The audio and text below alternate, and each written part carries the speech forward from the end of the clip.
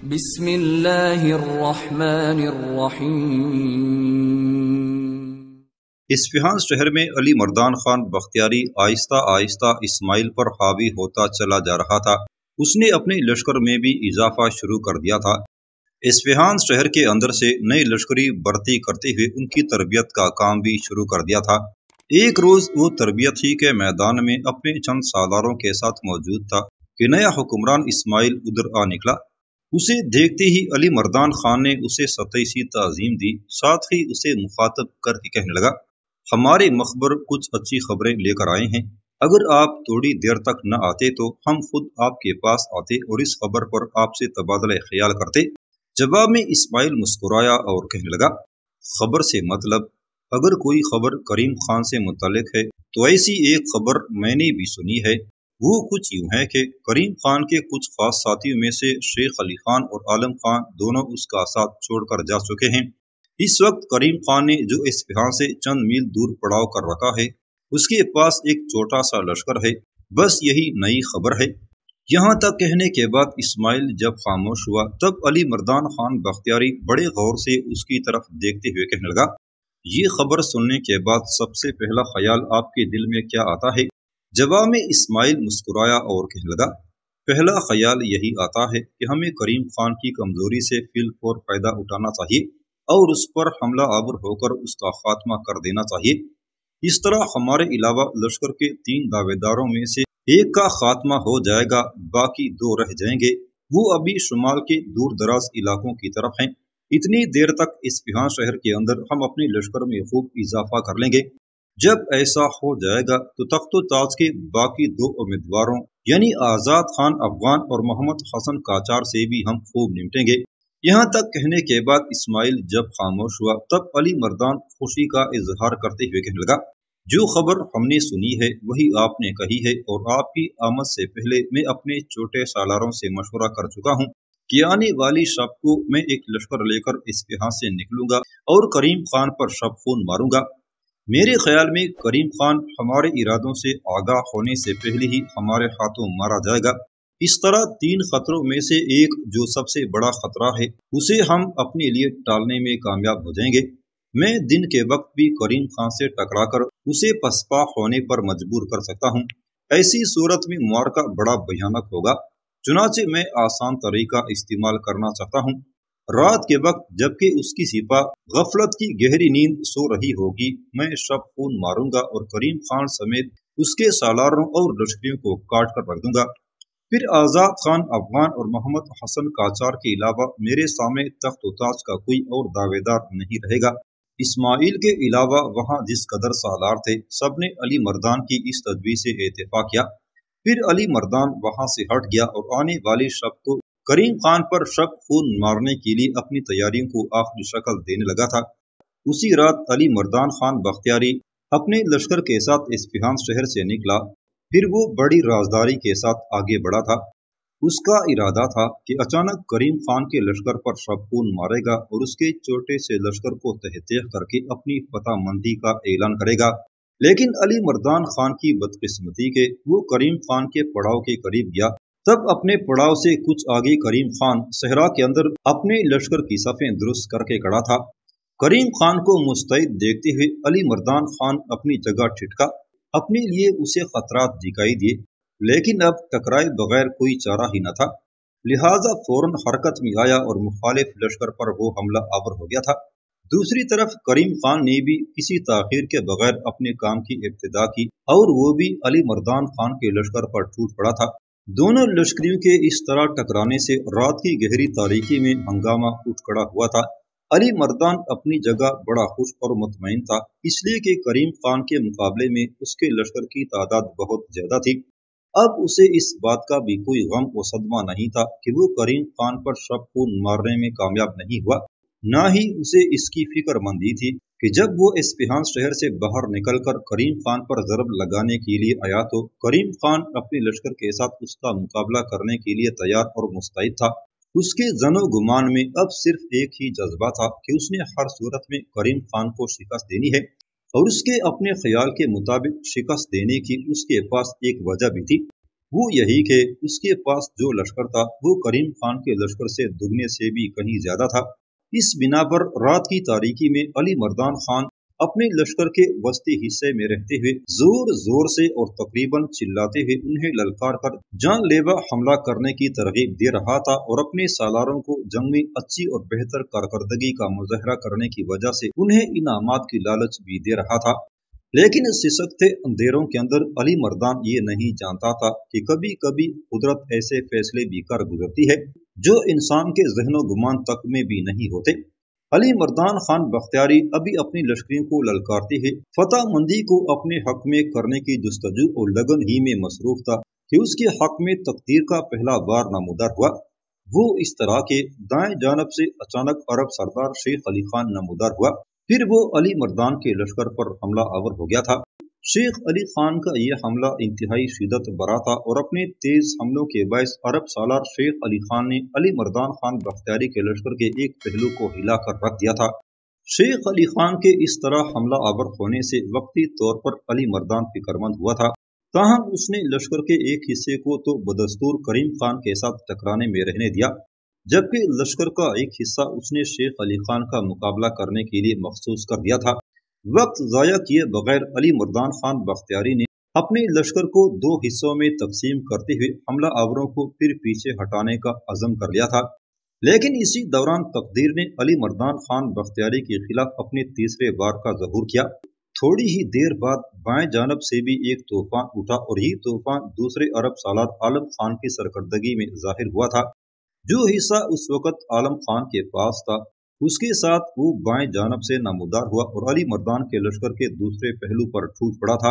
اب صورتحال یہ تھی کہ علی مردان خان بختیاری کے لشکر پر سی طرفہ حملے شروع ہو گئے تھے۔ سامنے کی طرف سے کریم خان نے بھی اب پہلے کی نسبت اپنے حملوں میں تیزی پیدا کر دی تھی۔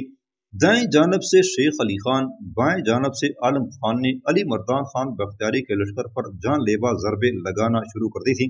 یہ صورتحال یقیناً علی مردان کے لیے بڑی مایوس کن تھی۔ اس کا لشکر بڑی تیزی سے کٹنے لگا تھا، اور اتنی ہی تیزی کے ساتھ اس کے لشکر کی تعداد کم ہونا شروع ہو گئی تھی۔ اس نے یہ بھی دیکھا کہ اس کے لشکری اب کریم خان کے لشکریوں کا مقابلہ کرتے ہوئے جی چرانے لگے تھے۔ ساتھ ہی دیکھنے والے کی ہر آنکھ نے دیکھا، ٹمٹماتے ستاروں نے بھی جانکا کہ کریم خان کے مقابلے میں علی مردان خان بختیاری کے لشکر کو شکست ہو گئی تھی۔ علی مردان خان نے دیکھا کہ اس کے لشکر کی حالت لمحہ بلمحہ بد سے بدتر ہوتی چلی جا رہی تھی۔ گو اس وقت وہ اپنے لشکر کے وسط میں تھا، لیکن اس کے ارد گرد جو اس کے لشکریوں کا حصار تھا بڑی تیزی سے اس کی سمت سمٹتا چلا جا رہا تھا، جس کا مطلب تھا کہ اس کے لشکر کی تعداد بڑی تیزی سے کم ہوتی جا رہی تھی۔ اس صورتحال نے علی مردان خان بختیاری کو پریشان کر دیا تھا، لہٰذا اب اپنی شکست کو قبول کرتے ہوئے وہ بھاگ کھڑا ہوا، لیکن اب شاید بھاگنا بھی اس کے مقدر میں لکھا ہوا نہ تھا۔ بظاہر وہ پلٹا تھا اور اصفہان کی طرف لپکا تھا، لیکن زیادہ سے زیادہ ایک فرسنگ گیا ہوگا کہ بے بس ہو گیا، اس لیے کہ پشت کی جانب سے کریم خان اپنے لشکر کے ساتھ اس کی پشت پر تھا، جبکہ دائیں بائیں جانب سے شیخ علی خان اور عالم خان نے اس پر ضربیں لگانا شروع کی تھی۔ پھر ایک دم علی خان اور عالم خان اپنے لشکر کو پھیلاتے ہوئے حصار سا قائم کر گئے تھے۔ کریم خان نے نہ صرف اپنے لشکر کو پیچھے رکھا بلکہ اپنے لشکر کے کچھ دستوں کو اپنے بازوں کی طرف پھیلا دیا تھا۔ اسی طرح علی خان اور عالم خان نے بھی جب اپنے لشکر کے کچھ حصے کو پھیلایا تو ان کے لشکر کے کچھ دستے بھاگتے علی مردان خان اور اس کے لشکریوں کے سامنے آ گئے تھے اور ان کی راہ روک کھڑے ہوئے تھے۔ یہ صورتحال یقیناً علی مردان کے لیے بڑی مایوس کن تھی۔ وہ ابھی فیصلہ نہ کر پایا تھا کہ اس موقع پر جبکہ کریم خان کے لشکر نے اس کا محاصرہ کر لیا تھا اور ایک طرح سے اسے گھیر لیا تھا، اسے کیا اقدام کرنا چاہیے کہ عین اسی لمحے چاروں طرف سے اس پر حملہ ہو گیا اور اس کے لشکریوں کی اکثریت کو موت کے گھاٹ اتار دیا گیا، جبکہ علی مردان خان بختیاری کو زندہ گرفتار کر لیا گیا تھا۔ اپنے پورے لشکر کے ساتھ کریم خان پلٹا اس جگہ آیا جہاں اس نے پڑاؤ کیا تھا۔ سب سے پہلے جنگ میں کام آنے والوں کی تدفین کا کام سر انجام دیا گیا، زخمیوں کی دیکھ بھال کی گئی۔ اس کے بعد شیخ علی خان اور عالم خان علی مردان خان بختیاری کو پکڑ کر اس جگہ لے آئے جہاں ایک بلند پتھر کے اوپر کریم خان بیٹھا ہوا تھا۔ علی مردان کو جب اس کے سامنے کھڑا کیا گیا تو علی مردان کی گردن اس لمحہ ایک مجرم کی طرح جھکی ہوئی تھی۔ کریم خان کچھ دیر تک اس کے سراپے کا جائزہ لیتا رہا، پھر دھیمے لہجے میں اسے مخاطب کیا۔ علی مردان خان، تو نے مجھ سے ایسی بے وفائی کی کہ میں تجھ سے امید اور توقع ہی نہیں رکھتا تھا۔ نادر شاہ کے دور میں لڑی جانے والی جنگ میں جانتا ہوں تو میرا مخلص دوست اور ایک طرح سے میرے ساتھی کی حیثیت سے میرے ساتھ کام کرتا رہا ہے۔ انہی تعلقات کو سامنے رکھتے ہوئے جب تو نے مجھ سے یہ کہا کہ تم ایران کے بادشاہ شاہ حسین کی نسل سے ایک شخص اسماعیل کو بنانا چاہتے ہو تو میں نے کوئی اعتراض نہیں کیا۔ حالانکہ حقیقت یہ تھی کہ اس وقت میں اصفہان میں مقیم تھا۔ اصفہان میں جو اس وقت لشکر تھا وہ سارے کا سارا میرا طرفدار تھا۔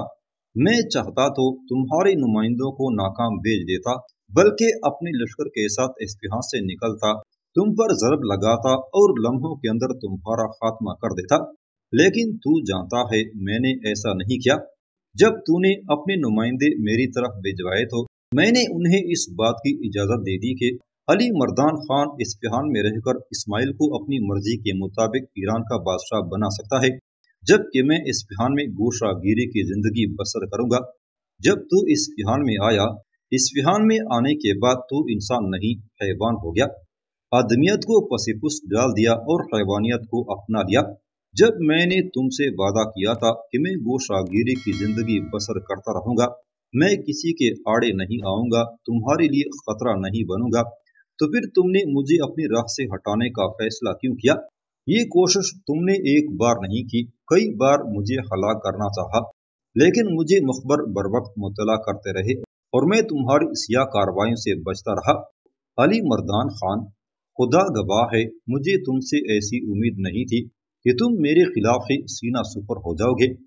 میں جانتا ہوں تم اس وقت بھی خوش ہوئے ہوگے، بڑے اطمینان کا اظہار کیا ہوگا کہ میں اپنے لاؤ لشکر کے ساتھ اصفہان شہر چھوڑ کر چلا گیا ہوں، اور تو یہ سمجھنے لگ گیا ہوگا کہ اب کوئی طاقت تیرے آڑے نہیں آئے گی اور تو اسماعیل کی جگہ خود ایران کا شہنشاہ بن جائے گا۔ میں چونکہ تیرے ارادوں کو بانپ گیا تھا، لہٰذا میں سمجھ گیا تھا کہ اسماعیل کی آڑ میں تو خود خونی اور سیاہ کھیل کھیلنا چاہتا تھا، لیکن اب تیرے کھیل کے دن ختم ہوئے۔ یہاں تک کہنے کے بعد کریم خان کو رک جانا پڑا، اس لیے کہ علی مردان خان نے اپنے دونوں ہاتھ جوڑ دیے اور کریم خان کو مخاطب کر کے کہنے لگا، کریم خان، تم ایک عزیز اور رحم دل بھائی ہو، مجھ سے غلطی ہوئی، مجھے معاف کر دو۔ آئندہ میں تمہارے آڑے نہیں آؤں گا، زندگی کے باقی دن گزارنے کے لیے جہاں کہو گے چلا جاؤں گا اور گوشہ نشینی کی زندگی بسر کر دوں گا اور مملکت کے امور میں دخل اندازی نہیں کروں گا۔ یہاں تک کہنے کے بعد علی مردان خان جب خاموش ہوا تو ہلکا سا تبسم کریم خان کے چہرے پر نمودار ہوا۔ پھر علی مردان خان کو مخاطب کر کے وہ کہنے لگا، علی مردان، اگر کسی شخص نے بھیڑیا پال رکھا ہو، اس نے خوب خاطر خدمت بھی کی ہو اور اسے وفاداری کی امید بھی رکھتا ہو، وہی بھیڑیا اگر رات کی گہری تاریکی میں ایک موقع جان کر اپنا پیٹ بھرنے کے لیے اس پر چھڑ دوڑے اور وہ اسے بچ نکلے، اس کے بعد وہ بھیڑیا کسی طرح اس کی تدبیر کے جال میں پھنس جائے، تو کیا تم سمجھتے ہو جال میں پھنسانے کے بعد وہ اس بھیڑیے کو چھوڑ دے گا تاکہ اسے کھلی چھٹی مل جائے اور اس کے بعد دوبارہ کبھی وہ کوئی مناسب موقع جان کر اپنے دانت اس کے خون سے رنگین کرے؟ یہاں تک کہتے کہتے کریم خان کو رک جانا پڑا، اس لیے کہ پہلے کی طرح منت کرنے کے انداز میں علی مردان خان بختیاری پھر بول اٹھا تھا، محترم کریم خان، اگر آپ مجھے اپنے لیے خطرہ سمجھتے ہیں تو مجھے امان دیں کہ میں شمال کے کوہستانی سلسلوں کی طرف چلا جاؤں گا، باقی زندگی گمنامی میں گزار دوں گا۔ جواب میں کریم خان نے ہلکا سا ایک کہا لگایا، کہنے لگا، یہ بھی تم نے خوب کہی، تو شمال کے کوہستانی سلسلے کی طرف چلا جائے، وہاں اپنے لیے لشکر جمع کرے یا آزاد خان اور محمد حسن قاچاق دونوں میں سے کسی ایک کا انتخاب کرے، ان کے ساتھ مل کر مجھ سے انتقام لینے کے لیے پھر اصفہان کا رخ کرے۔ اس کے بعد کریم خان نے اپنے دائیں جانب بیٹھے سالار شیخ علی خان کی طرف دیکھتے ہوئے کہا، شیخ علی خان، یہ تمہارے سامنے علی مردان کھڑا ہے، تم اس کے جرائم سے واقف ہو، ذرا اس کا فیصلہ کرو۔ شاید کریم خان کی طرف سے عرب سالار شیخ علی خان کے لیے مخصوص اشارہ تھا۔ مسکراتے ہوئے شیخ علی خان اٹھ کھڑا ہوا، ایک جھٹکے سے اس نے اپنی تلوار بے نیام کی اس کے ایسا کرنے سے علی مردان خان لرز کانپ گیا تھا، چہرہ پیلا ہو گیا تھا۔ پھر بازو سے پکڑ کر کھینچتے ہوئے شیخ علی خان علی مردان کو ایک طرف لے گیا اور اس پر تلوار برساتے ہوئے اس کا خاتمہ کر دیا تھا۔ علی مردان کے خاتمے کے بعد شیخ علی خان عالم خان اور دوسرے سالار کریم خان کے پاس بیٹھ گئے۔ پھر گفتگو کا آغاز علی خان نے کیا۔ کریم خان کو مخاطب کر کے کہنے لگا، کریم خان میرے بھائی، اس سے پہلے اصفہان شہر میں نے آپ سے گفتگو کی تھی، اور اصفہان شہر سے نکلنے سے پہلے بھی میں نے آپ سے کچھ گزارشات کی تھی، لیکن آپ نے میری کوئی بات نہیں مانی۔ اب ایران کی مملکت کے اندر ایک بڑی خطرناک تبدیلی اٹھ کھڑی ہوئی ہے۔ آپ جانتے ہیں یہاں قیام کے دوران ہمارے مخبر یہ خبر لے کر آئے تھے کہ محمد حسن قاجار جو نادر شاہ کے دور میں شمال کے کوہستانی سلسلوں کی طرف چلا گیا تھا، اب وہ باہر نکلا ہے۔ جو اطلاع مخبروں نے دی ہے اس کے مطابق اس کے پاس ایک جرار اور ایسا لشکر ہے جو ہمارے لشکر سے کہیں زیادہ ہے۔ اس بنا پر اب کیا آپ اپنے ارادوں میں تبدیلی نہیں کریں گے؟ اصفہان میں نے آپ سے گزارش کی تھی کہ اپنی بیوی روزبہ کی نسبت سے آپ کا شاہی خاندان سے ایک تعلق ہے، اسی تعلق سے آپ ایران کے تاج و تخت کے دعوے دار بن کر کھڑے ہوں، اپنی طاقت و قوت میں اضافہ کریں اور ایران کی حکومت تخت اور تاج کے مالک بن جائیں۔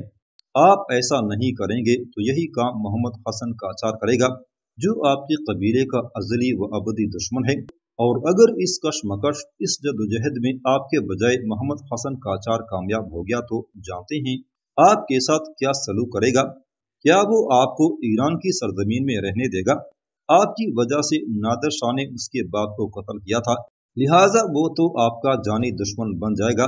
اور اس سے بھی بری خبر جو ہمارے مخبر لے کر آئے ہیں وہ یہ کہ محمد خان قاجار جو اس سے پہلے نادر شاہ کے لشکر میں ہمارے ساتھ کام کرتا رہا ہے اور بظاہر نادر شاہ کا مخلص ہونے کے ساتھ ساتھ اس نے اس دور میں آپ سے بھی بڑے خلوص کا اظہار کیا۔